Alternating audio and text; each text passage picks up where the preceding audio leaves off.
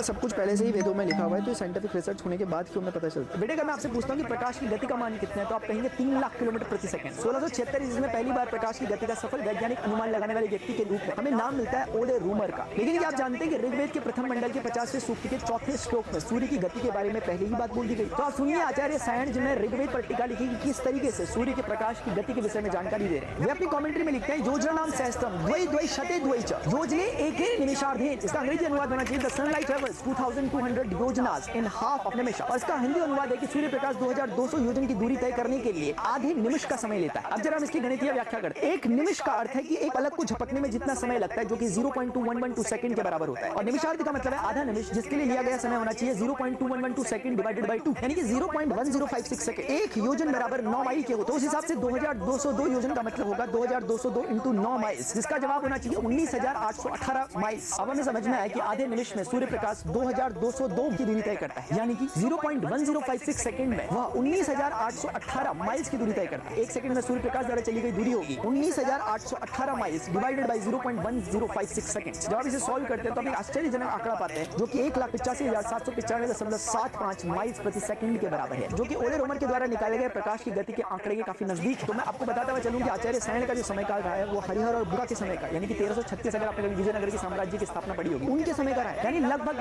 ओले रोमर से 300 साल पहले उन्होंने गणना कर दी। ओले रोमर क्योंकि विज्ञान के साधक है, इसलिए मेरी दृष्टि में वो उतने ही सम्मानीय हैं जितने आचार्य सायण। लेकिन मेरा ये प्रश्न है कि क्यों हम भारतीय की दृष्टि में आचार्य सायण उतने ज्यादा सम्मानीय नहीं है जितने की ओले रोमर। मेरे हिसाब से हमें अपनी संस्कृति और अपने विज्ञान के बारे में भी जानने की बहुत जरूरत है, और तब तक हम इसको जानने की चेष्टा नहीं करेंगे जब तक हम इसके प्रति हीन भाव से ग्रसित रहें। इसीलिए अपने इतिहास, अपनी संस्कृति और अपनी धरोहर को समझने की बहुत जरूरत है।